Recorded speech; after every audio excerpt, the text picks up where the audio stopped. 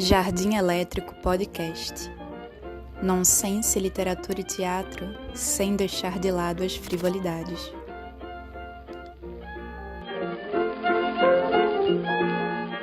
Sejam bem-vindos a mais um episódio do Jardim Elétrico Podcast. E hoje com João Denis. Eita! Denis, sem mais delongas, apresente-se a seu modo para quem não lhe conhece e quer saber um pouco mais da sua jornada artística. Eita, danado!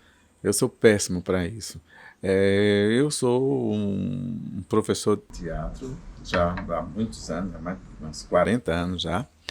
E sou um encenador, sou dramaturgo, escritor. Eu me acho. Então eu faço muita coisa. Correto. Então eu sou cenógrafo, eu sou figurinista, maquiador. É uma pessoa que fez tudo, que faz tudo no teatro. Sempre gostei de fazer tudo no teatro e estudei muito para isso, né? Estudei muito para fazer isso, pesquisei muito, testei muito. Acho que trabalhei com toda uma geração de teatro dessa cidade. Então, é isso. Então, eu sou uma pessoa de teatro, uma pessoa integralmente de teatro, né? Embora agora, hoje em dia, eu estou assim, meio vontade de viajar, ir para outro canto, para o céu, para as nuvens, para algum lugar. Assim, eu acho o teatro assim, tão murchinho, mas é isso. Esse sou eu. Estás achando o teatro murchinho hoje em dia? Que a gente está Sim. retornando agora, né, da pandemia, que a gente estava sem nada acontecendo. Tava, inclusive, só acontecendo online. O que houve? Tava só acontecendo online. E agora a gente tá voltando aos poucos. Tem até agora o Festival Trema, que tá acontecendo com várias peças gratuitas. Uhum. E aí eu queria que tu discorresse mais sobre isso. Como assim? Tu estás achando o teatro morto? Não sei, eu acho que a gente cria a gente cria um conceito de teatro, um jeito de fazer teatro e passa a gostar de um jeito de fazer teatro. Então, eu sinto falta de me emocionar. Eu sinto falta de trabalhar a minha mente quando eu vejo teatro, de investigar. Então, eu gosto de um teatro mais enigmático, que eu veja um espetáculo e eu possa render esse espetáculo não apenas numa mesa de bar, mas durante uma semana, um mês, uma vida.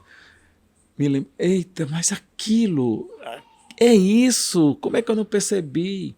Porque muitas vezes a obra de arte ela se antecipa em muita coisa no tempo e no espaço, e você pensa que não sabe ou não gosta porque não investiga o que é essa experiência. E eu não vejo isso, não é só aqui no teatro em Pernambuco, mas no Brasil, no mundo, pelo menos por onde eu vejo teatro. É muito difícil encontrar isso. Encontrar um teatro em que eu fique... Mamãe dizia uma coisa que é estatelada. Eu vou falar muito minha mãe, porque ultimamente eu tenho me lembrado muito dela e dos termos dela, né? Estatelado. Eu fico assim, Então não fico pasmado, certo? Eu vejo o espetáculo como se fosse, sabe como é? Anestesiado, não vejo nada, depois termina, não sai. Então eu não sei. Ou então, espetáculos muito bravos que também não me dizem nada, ou dizem o que eu já sei. E que poderiam ser ótimos espetáculos brechtianos, digamos assim, sobretudo os teatros políticos, que são todos, tudo que eu tenho visto tem sido panfletário. Então Então tu tá sátira. falando mais numa perspectiva de roteiro? Não, perspectiva de tudo. De mérito artístico a técnico? Artístico, técnico, ideológico, tudo. Então você vê um espetáculo e aquele espetáculo não te pega, não te faz sair, porque eu acho que uma das coisas mais fantásticas de uma obra de arte, para mim, é a capacidade que ela tem de me tirar desse mundo. Como acontece, talvez seja mais fácil quando você lê. Quando você... mais fácil isso acontecer quando você lê um romance, por exemplo. E aí você senta e aí, de repente, parece que tudo desapareceu. parece que você mergulhou na história. E eu não sinto isso no teatro. Então, eu estou ali no teatro pensando em outra coisa, eu estou ali... Aí você diz, mas isso não é um problema seu não, Denis? Não é falta de foco? Né? Não. Não, é porque falta algo para eu focar. Falta o foco, mas não é um problema meu. Não é interessante, então. Não me prende. Não. Então, é uma coisa que isso me deixa meio assim, triste, né? Ou então, como eu estava dizendo a vocês, fica meio satírico o espetáculo. Então, agora a gente está num período em que precisamos dar uma força, precisamos nos colocar politicamente, mas você não se coloca artisticamente, você se coloca como se estivesse levantando uma bandeira dentro do próprio teatro. Mas para que eu vou fazer isso no próprio teatro? Eu tenho que fazer lá fora, como dizia Brecht, né? Dentro do teatro eu preciso de metáforas, eu preciso de pelo menos comparar, pelo menos um símile, alguma coisa assim, e não ver aquilo. Por exemplo, você vê no espetáculo alguém dizendo abaixo a ditadura. Não me interessa, eu quero ver um espetáculo, eu quero ver uma obra de arte que põe abaixo a ditadura, mas lá fora, ela tem que ter um distanciamento, ela tem que ir para um outro lugar e cabe a mim fazer isso. Olha, isso aí é botando a ditadura para baixo. Porque termina eu fazendo minha catarse dentro do teatro e quando eu saio do teatro... É a mesma coisa de fazer política, fazer militância na internet, você está entendendo? E para os próprios amigos, para os que já estão com a cabeça feita. Tentar fazer a cabeça da cabeça do quem já está com a cabeça feita. E não educa quem não está com essa cabeça feita ou está deformada por ideais e tudo mais que foge. Então, eu sinto isso. Eu estou falando, mas eu não queria que passasse a ideia de que eu estou com saudade de um tempo, saudosismo, ou que eu não goste do teatro contemporâneo. Eu acho que esse teatro contemporâneo, ele poderia se equilibrar mais. Eu acho que faz parte dessa própria arte a desarmonia. Então, falta um pouco de como também dizia a mamãe, casar Tomé com bebê. Então, eu acho que falta isso. Então, eu fico assim meio triste porque isso não me atrai. Se você vai ver a peça, eu digo, vou. Agora tem uma coisa para ver, uma leitura para ver. Aí é As Cadeiras de Ionesco, ótimo. É um texto maravilhoso. Então, eu vou... Então, você diz, é porque é do seu tempo. Né? Não é do meu tempo. As Cadeiras de Ionesco é lá de trás. Eu já não tinha nascido. Então, pelo amor de Deus... É porque é uma obra de arte, você está entendendo? E eu sinto falta de uma obra de arte. Talvez eu esteja tendo falta dos clássicos, né? Talvez, não sei. Não sei, pelo que tu tá me falando, me parece muito que tu tá falando de peças que tem essa necessidade de expor um lugar político que reflita o período atual e que acaba engessando um período histórico e não se torne mais universal. Não é só isso. Ele fica dizendo ele fica usando o teatro como uma tribuna, como um palanque atual. Então eu teria que achar algo semelhante ao palanque num outro tempo para poder eu fazer minhas deduções, aquilo que eu disse no início, não está forçando minha cabeça a pensar. Não deixa. Então isso é que me atrapalha, que me deixa assim meio triste com o teatro que eu tenho visto e de ler também. Eu tenho lido sobre o teatro, sobre as peças. Então eu quero fazer uma aula espetáculo, uma palestra. Eu faço uma palestra. É diferente. Você está entendendo? Então, não me interessa o objetivo de uma palestra, não é o mesmo objetivo de uma obra de arte. Ela pode até ser artística, né? Ela pode até ser muito agradável, fazer muito bem. Mas uma palestra não é para te levar para fora, é para trazer para dentro. E o teatro é para te levar para fora. Em outras palavras, usando a palavra que pode confundir, é lhe alienar. Sim. Lhe alienar deste mundo e Mas eu prefiro a moda Brecht. Talvez Brecht esteja fora de moda. Ou seja, eu lhe alieno desalienando. Então explica um pouquinho para quem está assistindo a gente e não faz muita ideia do que seria essa diferença desse teatro político de hoje para um teatro brechtiano. Por exemplo, 37 na Espanha, a gente sabe da Revolução Espanhola. E é eu acho que talvez seja a única peça de Brecht que ele cola a realidade histórica com a realidade histórica, não, a realidade sociocultural com a realidade do enredo da peça, não só do enredo, mas da peça. Os Fuzis de Açaracarrá é uma cola do que acontece na Espanha e foi escrita no mesmo período. Então, quando ele fala Málaga, é Málaga mesmo, lá na Espanha. Quando ele fala do General Mola, é o General Mola mesmo, é tudo que está... Ou seja, é quase que uma fotografia daquela realidade na Espanha. Ele faz um experimento, porque, inclusive, todo mundo estava fazendo. Os escritores estavam também escrevendo romance Hemingway, estavam escrevendo romances, pinturas, todo mundo estava... Era uma revolução que era quase que mundial, todo mundo querendo dar um contributo à Revolução Espanhola. Mas, quando ele vai tratar, por exemplo, de Hitler, do nazismo, de tudo isso, ele se afasta e vai fazer uma outra coisa. Então, ele pode estar mostrando até uma situação romana. Então, esse afastamento histórico, ele mostra aquele romano e a gente vai estranhar. Por que está mostrando a gente passando por isso, ele mostrando lá um romano, mas depois a gente descobre a gente percebe que aquela situação romana é símile ou tal qual essa situação que a gente está hoje. Então, quando a gente começa a debater, a gente vai começar... Aí eu estou vendo uma outra obra de arte. Eu estou vendo Coriolano, por exemplo. Ele está reescrevendo Coriolano de Shakespeare e você está fazendo as conexões com o dia de hoje. Não é?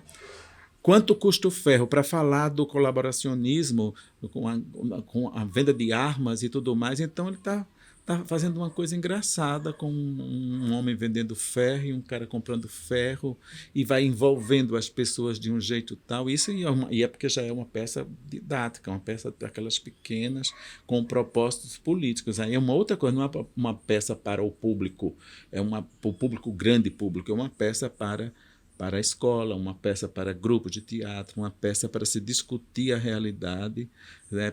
É um modelo de ação. Isso é outro tipo de teatro do Brecht. Então, eu preciso ter uma metáfora desse tempo, mas uma metáfora que me leve para um outro lugar. Se torne universal. Por isso que foi isso que eu entendi um pouco do que tu estava falando. Mas é porque também eu não digo universal, Duda, porque eu tenho uma certa antipatia com essa palavra. Porque eu não acredito muito que exista esse universal. Existe um aparentemente universal, né? Porque, no fundo, tudo é local. No fundo, tudo é... Aí só que você diz, eu tenho também. Mas são experiências diferentes, né? Eu jogo pedrinhas, eu também jogo. Lá joga, na Romênia joga, na Rússia joga. Sabe como é? Fica uma coisa... Talvez seja mais antropológico, digamos assim, do que propriamente universal. Porque muitas vezes as pessoas usaram universal para fazer outras enrolaçõezinhas, sabe? Mas no sentido de se eu vou fazer uma peça e eu fico muito nichada, ela fica muito local, talvez só aquelas pessoas daquele local consigam se identificar. Sim, nesse sentido uma construção, aí no caso política, eu acho que tem que atingir isso, o que for, porque se você, por exemplo, monta qualquer peça ninguém tem mais peça política do que Shakespeare, e todas são obras de arte. Sim. Mesmo as históricas, quando ele está falando daquele rei, já há um distanciamento. Então, o que acontece? Se a gente quiser hoje falar daquele que não se diz o nome, a gente pode montar tanta peça de Shakespeare, a gente pode montar Macbeth, a gente pode montar. Exato. Aí você diz, não é igual, mas é como se fosse. Veja como a coisa é urdida, como a notícia falsa é construída. Ricardo III, então, como é que um cara... E ele é muito bom, porque ele cria já na personagem a caricatura, porque Ricardo já é uma caricatura, ele é troncho, ele tem uma coisa aqui no ombro que faz com que ele, sabe como ele é corcunda. Aí você diz, mas não podemos falar isso hoje. Mas não é isso, ele está torcendo, a gente está falando de um homem que escreveu no momento máximo dessa cultura europeia, ocidental, que era o Renascimento. Então, onde o equilíbrio, a simetria, né? Então, de repente, uma pessoa que sai, que ele expressa no corpo o que ele é por dentro. Troncho, como a gente diz no popular, ele é troncho. Não no sentido de uma patologia, no sentido de uma coisa. Né? Você vai encontrar vários tipos desse nos personagens de Shakespeare. E Brecht adorava Shakespeare. No fundo, Brecht queria ser o Shakespeare. Ele tentou ser e eu acho que ele foi o Shakespeare do século XX. Então, ninguém lê tanto Shakespeare e Brecht, os dois. E a quantidade de obras e o jeito de escrever de Brecht era como um jeito de escrever de Shakespeare, misturando linguagens, pegando ideias e mais ideias já pré-existentes, retrabalhando, refazendo, reconfigurando, etc, etc. Então, eu sinto, é isso que eu sinto, que eu sinto falta de você ter, hoje, você montar um Ricardo III, sem estar dizendo, olha, sem estar fazendo a sátira, dizer, olha, Ricardo III é feito aquilo que não te se diz o nome. Para ele usurpar um poder, ele faz isso, ele dá um golpe, ele faz assim, e é capaz de ir lá beijar a mão e cortejar a viúva na hora do enterro. Entendeu? Aí você diz, poxa, esse gaiato só pode ser como aquele que não se diz o nome, que governa esse país. Sem precisar citar, né? Sim, porque quando você começa... aliás, isso é uma coisa que eu digo, minha gente, eu queria que essas pessoas, quando fizessem, inclusive as postagens nas redes sociais, não dissessem o nome. Porque quando você diz o nome, aquilo, você vai construindo aquilo dentro de cada pessoa. Então, é como se você estivesse fazendo uma propaganda para ele. Sim. Mostra a imagem. Não mostra a imagem, mostra outra imagem. É isso que eu estou dizendo que eu sinto falta. Mostra a imagem de um cão, do diabo, seja do que for, daquilo que você acha mais negativo. Mostra aquela imagem, mas não mostra a cara, para aquela cara não ficar grudada aqui dentro de mim, porque ver é por dentro, né? Com certeza. então é isso que eu sinto falta nesse teatro de hoje.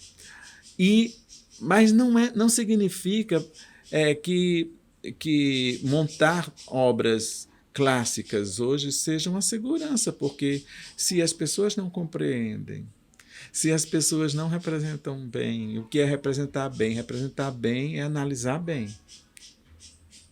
Então, se nada disso acontece, também não vai adiantar eu ver um Lorca, eu ver um Shaw, eu ver sabe como é? Um próprio Brecht. Então, tu acha que o problema do teatro contemporâneo é uma falta de entendimento das peças clássicas? Tudo. Não é uma... Não. Quando elas são reproduzidas hoje, no caso? Não, porque isso vai variar de grupo para grupo, de quem tem estofo, né? Quem tem base para fazer, né? Isso aí vai variar, porque ela vai ser boa, vai ser... Porque é ruim, né, falar isso, ser boa, ser má,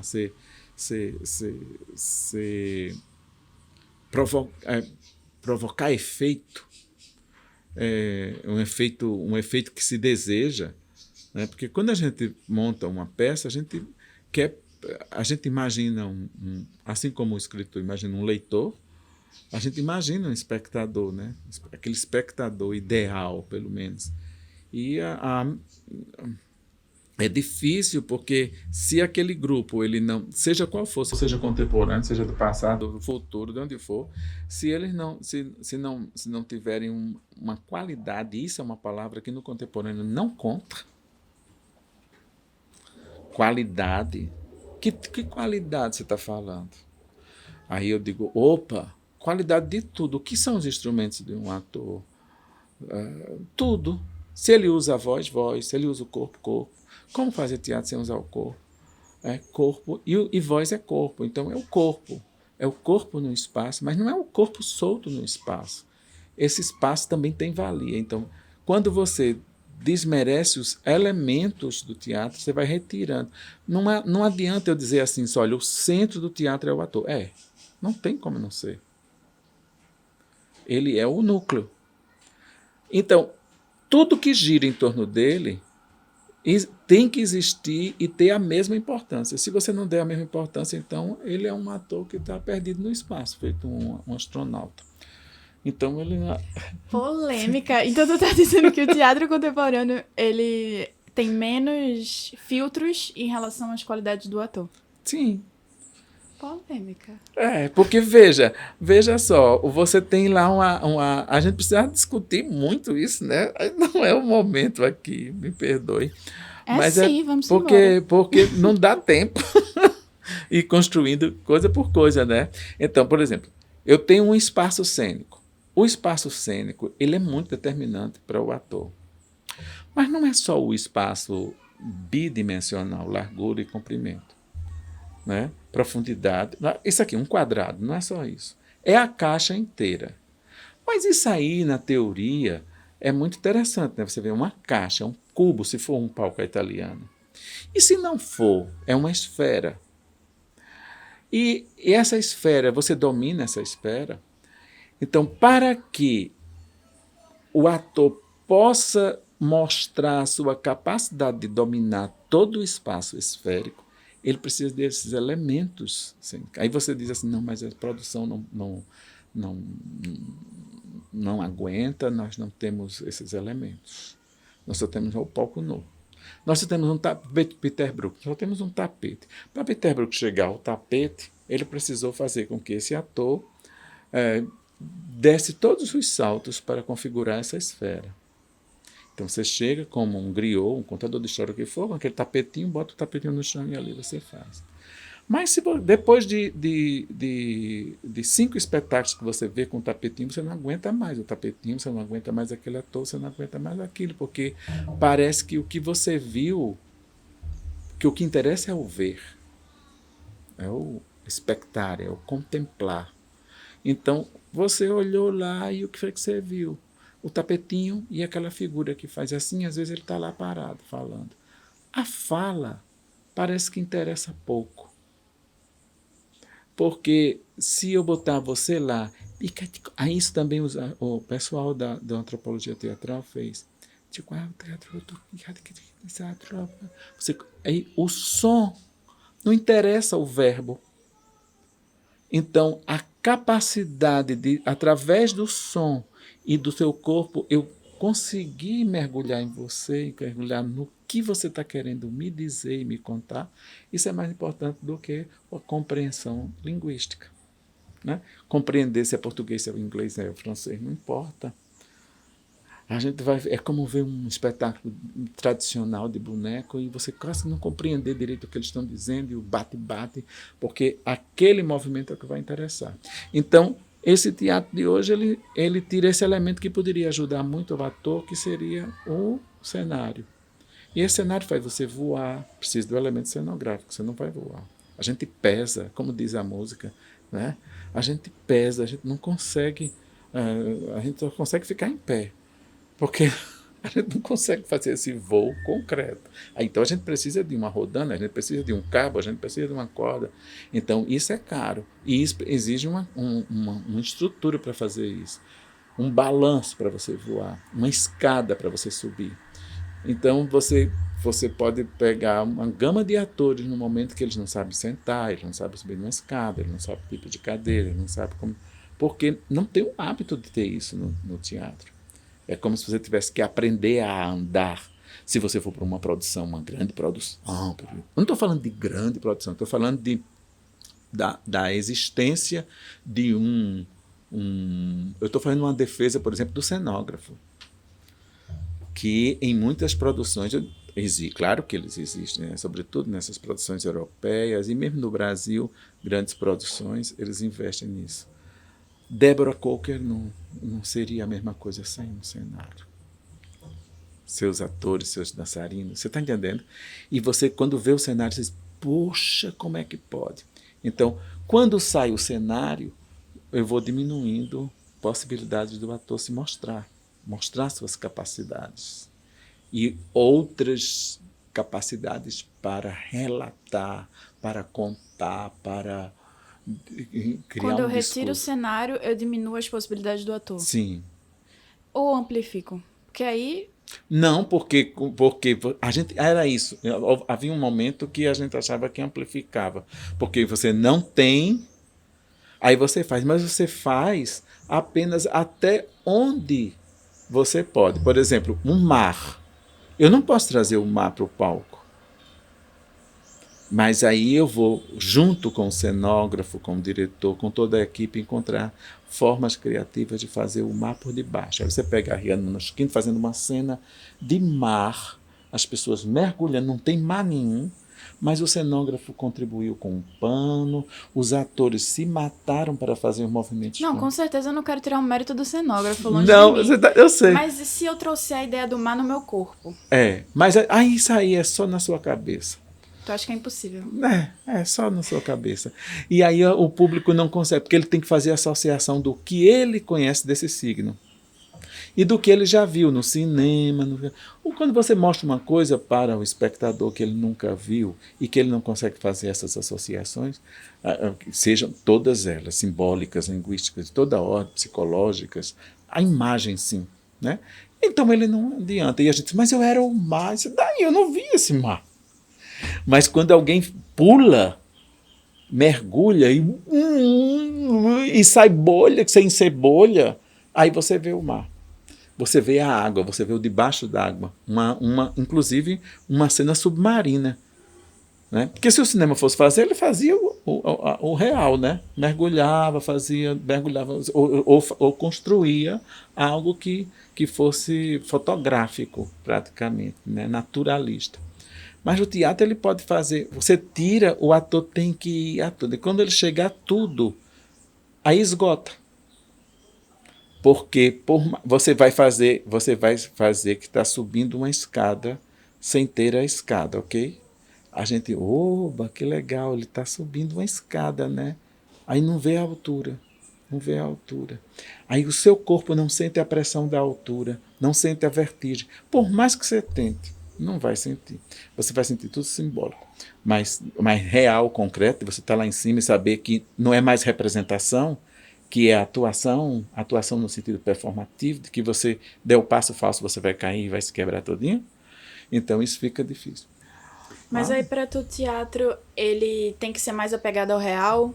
Porque não. aí é a questão do não, simbólico. Ao real, sim. Ao real do concreto, ao real, sim. do ao material.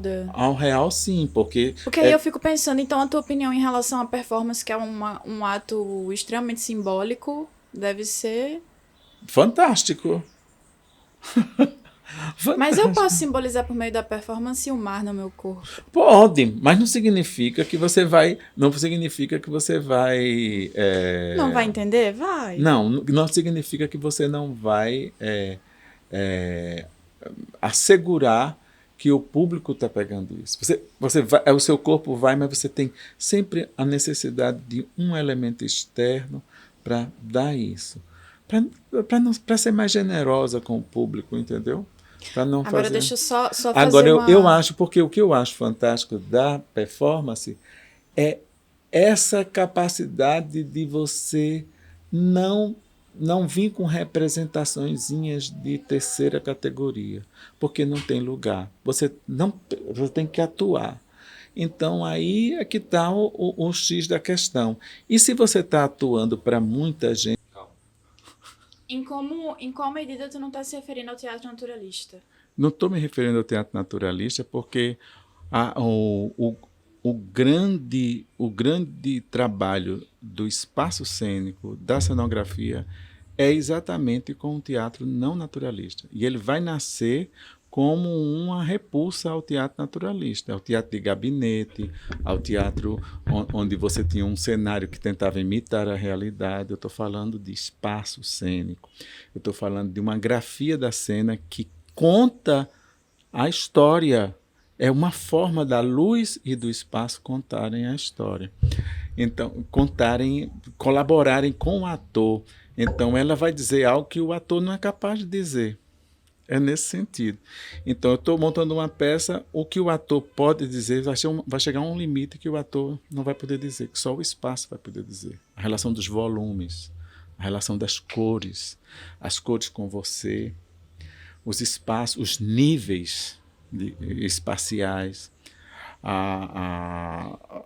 o alto, o baixo, um lado, o outro lado.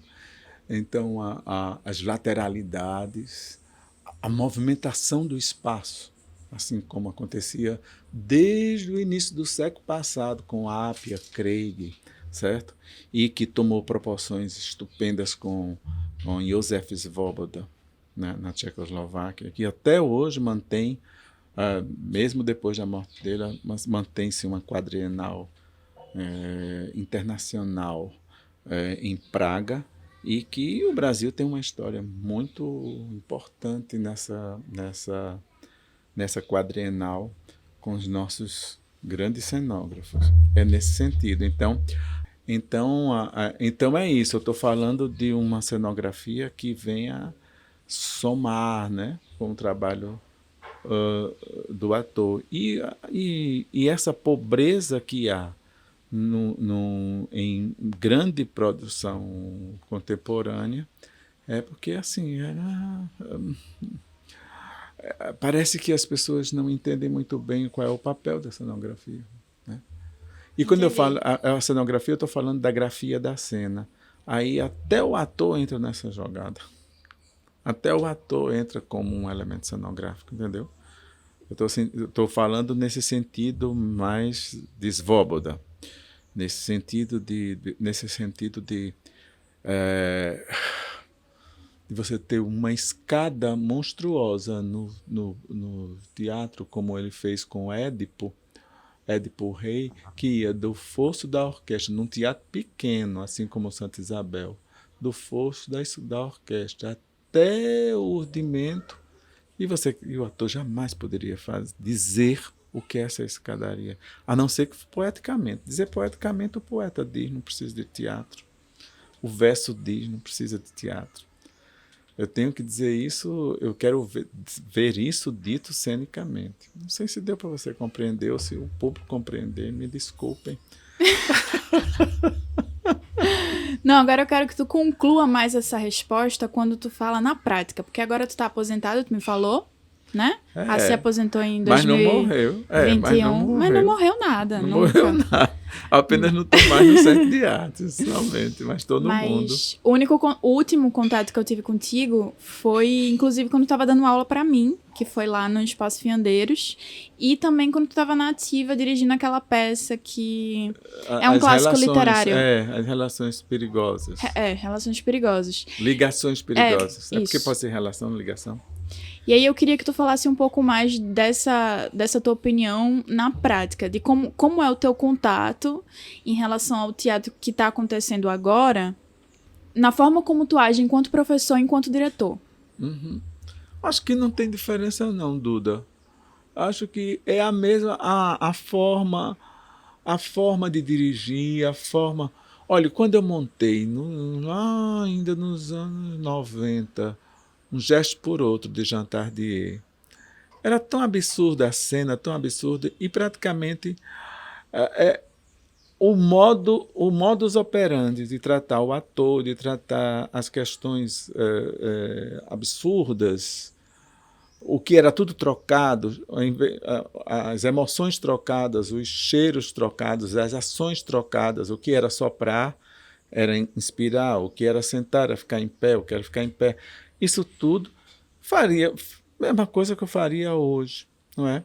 Quando eu vou dirigir Ligações Perigosas, quer dizer, o conceito, a proposta, ela já não me dava, ela não me... E a peça, ela não me forçava muito um trabalho que fosse além do que estava, que você viu em cena, por exemplo, né?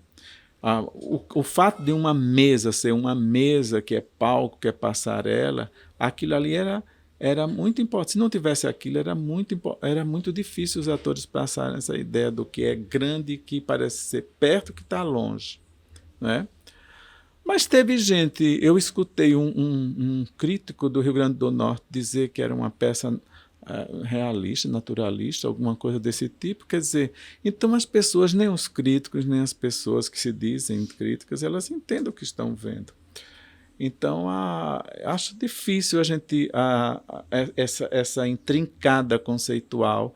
Então, as pessoas não têm estudado, as pessoas elas veem caixinhas pequenininhas e elas pegam aquilo ali e aquilo ali já virou uma coisa. Então, se alguém tenta fazer uma caricatura, imitar uma coisa para poder fazer uma choça, uma zombaria com uma referência que ele está tendo ali, as pessoas já acham que aquilo é algo natural. Não é natural. Não é naturalismo. Muito pelo contrário, você se afasta porque e é brechtiano, né? Brechtiano. Porque quando eu digo assim, a Dilda é chata, eu já estou na minha voz, eu já estou dizendo, não precisa nem dizer que é chata. Eu sei, é Duda, né? Então, você está entendendo? Não estou dizendo que é com você, estou usando você, mas seria qualquer outra pessoa. Então, no próprio tom da voz já vai a crítica àquela personagem, àquela figura. Então, para mim, eu transitaria, se quisesse, com muita facilidade e muito cômodo, muita vontade com essas questões do teatro contemporâneo, porque eu sempre trabalhei com elas. Eu não vejo nenhum do que eu não tenha trabalhado, entendeu? As minhas grandes encenações sempre trabalharam com isso, com um esforço muito grande. Eu poderia montar, por exemplo, como eu montei Esperando Godot, do Beckett, e ser num palco sem nada. Mas Beckett, ele entende tanto do que seja o teatro e os signos do teatro, que é um tipo de autor que ele dá uma importância tão grande a certos objetos e ao cenário que você não tem como tirar. Você tira um pedaço do texto. É nesse sentido que eu falo dos elementos do teatro. Por exemplo, Esperando Godot, se você tirar a árvore, não existe peça. Esperando Godot, existe uma outra coisa, você faz outra coisa. Como a gente faz no teatro contemporâneo, você pega uma cena, você pega uma ideia, mas montar Esperando Godot sem uma árvore é impossível, porque a árvore, que é um objeto de cena, ela está no mesmo nível do estatuto da personagem. E quando eu montei, eu coloquei uma rampa e coloquei essa árvore fora do palco. Essa árvore, ela avançava na plateia. Eu estava querendo, e você via as raízes da árvore, e essas raízes iam em direção à plateia. Então eu estava querendo dizer alguma coisa com essa imagem. Essa imagem não era só um cenário de uma árvore. Então eu peguei a árvore do Beckett, eu já estava indo além dele. Essa árvore era plantada na primeira cena da peça. Então ela era, quando você chegava no teatro, você só via as raízes, mas quando ela estava apagada, não chamava muita atenção. Mas quando os atores plantam a árvore, aquelas raízes elas começam a acender, como se fossem, porque tinha luz nela, né? Então, e era uma rampa. Então eu queria que essa rampa foi algo que fez com que dava uma dificuldade para o ator trabalhar nessa rampa, e ao mesmo tempo ela estava me dizendo outra coisa. Eu não sou só uma rampa, não. Eu sou essa derrisão. eu sou essa descida para os infernos de Dante ou para o abismo, que é a própria peça, que é como eles, brincando, zombando, os dois, Vladimir Stragon, veem a vida, né? Então, isso era uma coisa. E tinha um céu com um astro. Esse astro poderia ser uma lua, poderia ser um sol, poderia ser, mas só que era um buraco. Então, era o astro invertido. Em alguns cenários meus, esse elemento reaparece. Uma estrela, em vez de ser algo que é sólido, ela é um buraco, como um buraco negro. Então, isso tem algo. Mas aí, quem é que está lendo isso? Entendeu? Mas ele existe para ser lido. Se você não leu, é a mesma coisa de você ler uma grande obra de literatura e você diz, mas está lá, você não viu? Ah, não, eu estava interessado só. As pessoas estão interessadas numa historinha, num nível só. Mas então, é o que tu estava falando do espectador ideal, também tem um leitor ideal na literatura também. E nunca vai ser todo mundo que vai pegar tudo, né? Impossível. Não é impossível. E é bom que não pegue. Para poder essa obra permanecer sempre em ebulição. Em releitura. E você descobrindo coisas. Então, eu disse, para que você foi gastar fazendo essa rampa, tudo para dizer isso? Para escrever com o cenário isso. E como ou com a outra peça dele que eu montei, Fim de Jogo, com umas paredes que caíam, como num cenário expressionista. As paredes caindo, e essas paredes caindo eram com restos de coisa da nossa cultura e que foi colhida no lixo pelos atores. Esse tipo de coisa, né, que fica lá e que não é Recife, mas ao mesmo tempo parece que é Recife. E você olha as janelinhas dessa casa onde estão aquelas figuras, que estão, as janelinhas altas parecem as janelas da Casa da Cultura, quadradinhas.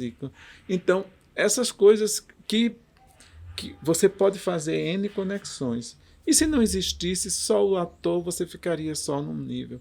E corre-se o risco de todo mundo só querer um nível. Quando você vê os críticos falando, eles dão muita importância ao nível diegético, sabe? O nível da historinha, do que está dito ali. Né? Parece que é o enredo que conta. Sim. Né? É como se a obra de arte cênica ou cinematográfica, seja qual for das cênicas ou visuais, isso fosse o mais importante. E não é isso o mais importante. Né? Isso é um dos grandes. Né? Brecht também achava que o enredo é uma coisa que é principal. Nisso ele concorda até com Aristóteles. Mas uma coisa é o real, outra coisa é a realidade. É como se isso tem que ser real, você tem que remeter ao real. Esse real que é inapreensível. Você não consegue apreender, mas a realidade você sabe, a comezinha está aí. É o que a gente está vendo. Né? Então, eu acho que a ideia que tu está defendendo não é muito, pelo que eu entendi agora, não é muito a necessidade de você contar uma história através do real, mas pegar o real e trazer e enfatizar a simbologia dele. Porque o que trabalha fica até chovendo molhado, né? Porque a arte faz isso. Exato. Mas aí, quando você não faz isso com a arte, você está diminuindo, você está... Sabe como é? Empobrecendo. E aí, essas mesmas pessoas que estão empobrecendo, elas falam da música empobrecedora. Elas falam da literatura empobrecedora. Elas falam dos quadrinhos, como se pudesse falar. Entendeu? Entendi. E como é que é isso? Então o nível da sua peça está no mesmo da dança da garrafa, do pancadão, não sei o quê. Legal, aquilo é legal também. Mas aquilo está dentro do seu campo, no seu lugar, mas acontece que... Bem, é isso. Talvez eu seja radical nesse ponto, mas acho que eu estou ficando mais radical ainda. Você diz, pode ser a velhice. Mas eu tô ficando um mais radical, mas assim, calmo, sim, mais sereno. Entendeu? Tá bom, Denis. Pelo tempo, a gente vai ter que encerrar. Mas eu acho que deu para ter uma boa discussão em relação ao teatro contemporâneo. Eu sempre encerro de uma forma que é... Não, a pergunta que eu tinha para te fazer era do teatro na prática mesmo, que tu já respondeu. Sim. Mas eu sempre encerro fazendo uma pergunta que é pedindo para a pessoa que eu tô conversando indicar um livro. E aí, no caso, pode ser uma indicação que tu queira muito que outras pessoas saibam, ou então uma coisa, um livro, uma peça que te toca muito e tu quer compartilhar. E aí, esse espaço agora de encerramento é para essa indicação. Você pegou o meu calcanhar de Aquiles, porque eu queria ser uma bibliografia ambulante, né? Você leia isso, leia aquilo, que são tantos que escolher um seria uma coisa louca. Eu gosto muito quando os grupos contemporâneos tratam de textos, de crônicas, de outros textos que não são textos de teatro. Pode gerar bons e belos espetáculos, né? Até romances, como já vi muitos. Já vi até romances sendo representado no palco, lido totalmente, né? Lido não, dito totalmente, um romance inteiro sendo dito no palco. Curtinho, né? Não tão curtinho.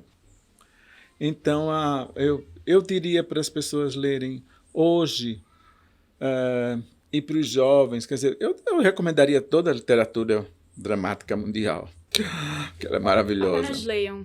Leiam, se vocês leiam, lê tudo, leiam os clássicos. Por que ler os clássicos? Né? Esse é Ítalo Calvino, que ele diz, por que ler? Tem um livro sobre isso. Mas leiam Beckett, né? E comecem assim, com Esperando Godot, aí vai até Improviso de Ohio. Mas o que encontrarem de Beckett, Samuel Beckett, esse irlandês, é maravilhoso, é maravilhoso. Se conseguir ler Fim de Jogo, vá para Le Beau Jour, vá para Os Dias Felizes. Mas leiam Beckett, acho que ele responde a muita angústia de hoje. Porque era uma angústia pós-guerra, um tempo que parece que não tinha mais saída, e parece que a gente está num tempo assim parecido hoje, né? E em vez de ser uma guerra só, mas tantas guerras acontecendo ao mesmo tempo, né? São guerras de toda a ordem, né? Então, ver esse desespero. Ele é um pouco niilista, mas você encontra esperança nisso. É como ver uma folhinha verde na árvore seca que ele põe Esperando Godot. No segundo ato aparece uma folhinha. Ele diz, eu não quero dizer nada, não quero representar nada, mas só eu sei como dizer. Né? Mas olha aí, ele está dando uma dica. Né? Para que ele botou uma folhinha verde no segundo ato na árvore se não tem esperança de nada? Se a gente está até hoje esperando esse Godot que não apareceu ainda, pois é. Nunca chega. Mas é insistir nessa espera, né? Até não querer mais. Até morrer. Então é isso. Encerramos, Denis. Dado, minha filha. Gratidão. Muito obrigada. Que é isso. Foi um prazer. E vê-los melhor ainda. E se você gostou do programa e quer me ajudar de alguma forma, envie o teu feedback, algum elogio, crítica ou sugestão para o Telegram do programa. É só digitar Jardim Elétrico Podcast. Não tem mistério, é fácil de encontrar. E se você quiser me ajudar financeiramente com alguma quantia, acesse o Apoia-se do programa. apoia.se/Jardim Elétrico Podcast. Obrigada.